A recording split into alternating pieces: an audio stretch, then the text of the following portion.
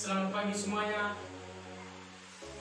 Kami dari kelompok 5 akan mempresentasikan hasil kerja kelompok kami tentang perancangan dan pengolahan tenaga kerja. Kepada pemateri 1, waktu dan kesempatan saya berikan. Baik, kita langsung saja masuk pada materi yang pertama tentang perancangan dan pengolahan tenaga kerja. Dalam perusahaan, sumber daya manusia merupakan sebuah alat penting untuk meningkatkan kinerja perusahaan. Tidak adanya sumber daya manusia, maka perusahaan tidak dapat melakukan kegiatan perusahaan dalam proses produksi. Yang berikut, perencanaan tenaga kerja. Pengertian tenaga kerja adalah serangkaian kegiatan atau aktivitas yang dilakukan secara sistematis dan strategis dengan peramalan kebutuhan tenaga kerja atau pegawai di masa yang akan datang, dengan menggunakan informasi yang tepat guna penyediaan tenaga kerja dalam jumlah dan kualitas sesuai yang dibutuhkan. Misalnya, pada sebuah hotel, perencanaan dilihat dari kebutuhan dari hotel tersebut. Kebutuhan karyawan dilihat dari jumlah jam kerja, jumlah kamar, dan luas hotel. Yang berikut, syarat-syarat tiap bagian tersebut adalah sebagai berikut. Yang pertama, resepsionis. Perempuan atau laki-laki lulusan studi perhotelan, pariwisata, dan mau bekerja serta belajar. Yang kedua, room boy. Laki-laki dan mau bekerja serta keterampilan yang dikuasai dalam pelayanan kamar. Yang berikut, satpam, sesuai kontrak dengan perusahaan. Yang berikut, pengelola taman, laki-laki yang mampu mengelola serta mengolah taman. Yang berikut, koki masak, laki-laki atau perempuan mempunyai keterampilan masak minimal jurusan tata boga. Yang berikutnya, rancangan kerja. Apa itu rencana kerja? Rencana kerja adalah menetapkan tugas-tugas yang terkandung dalam suatu pekerjaan bagi seseorang atau sebuah kelompok. Terdapat 5 komponen rencana kerja, yakni yang pertama, spesialisasi tenaga kerja. Spesialisasi tenaga kerja adalah acara untuk membantu mengurangi biaya tenaga kerja yang memiliki banyak keahlian. Yang kedua, ekspansi pekerjaan. Ekspansi pekerjaan untuk memodifikasi pekerjaan dalam beragam cara, diantaranya pemekaran pekerjaan, rotasi pekerjaan, pengayaan pekerjaan, dan pemberdayaan pekerjaan. Yang ketiga, komponen psikologis. Sebuah strategi SDM harus mempertimbangkan komponen psikologis dari rencangan kerja. Yang keempat, tim yang mandiri.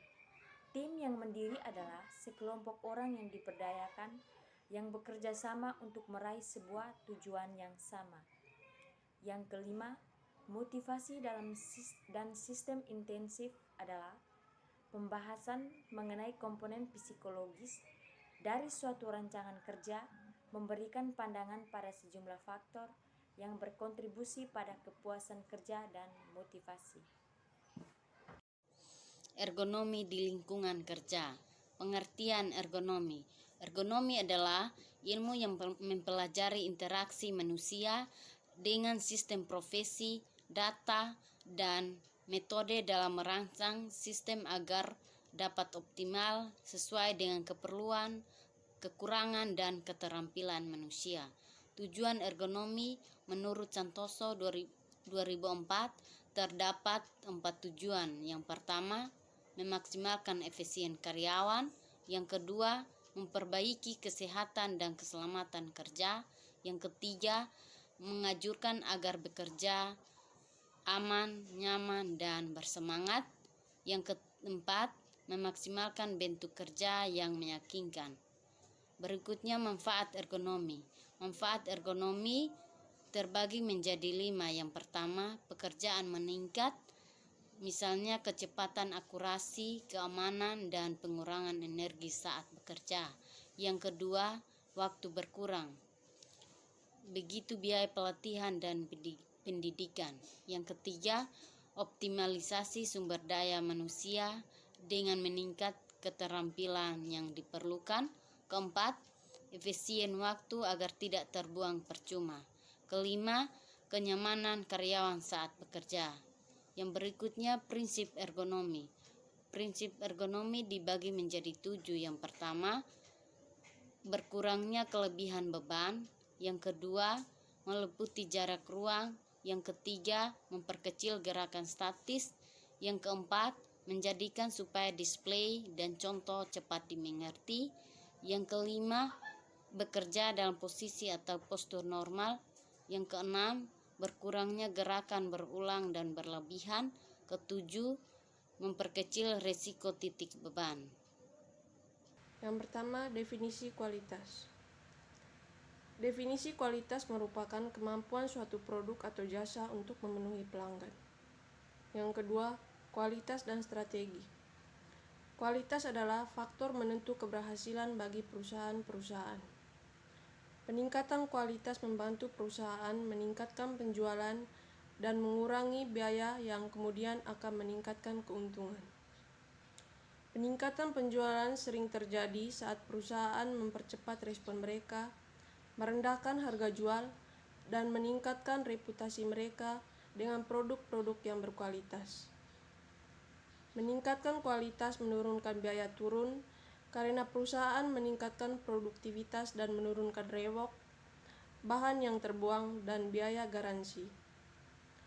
Perusahaan kualitas terbaik 5 kali lebih produktif dibandingkan dengan kualitas yang paling rendah. Kualitas yang rendah berpengaruh terhadap organisasi secara keseluruhan.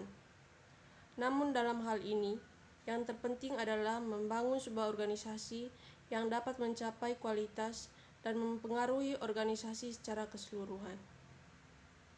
Suatu strategi kualitas yang berhasil dimulai dengan lingkungan organisasi yang membantu perkembangan kualitas yang berhasil dan diikuti oleh pemahaman prinsip kualitas.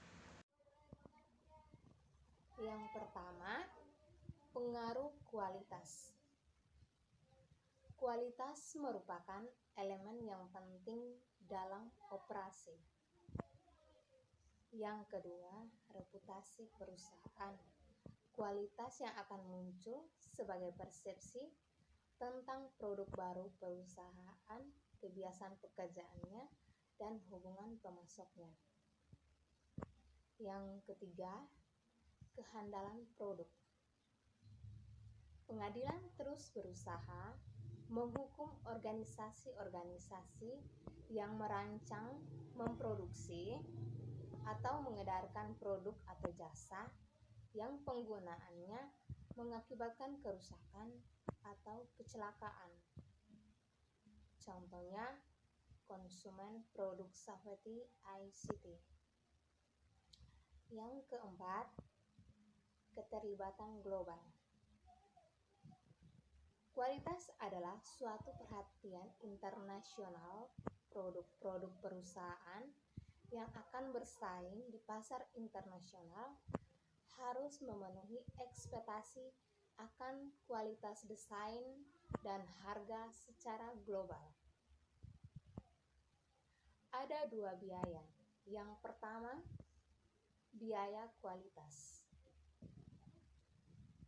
Biaya kualitas adalah biaya akibat melakukan hal yang salah, yaitu harga yang harus dibayar karena tidak sesuai dengan standar. Yang kedua, biaya pencegahan. Biaya yang terkait dengan mengurangi kemungkinan komponen atau jasa mengalami kerusakan. Contohnya, pelatihan program peningkatan kualitas. Sekian presentasi dari kelompok kami. Semoga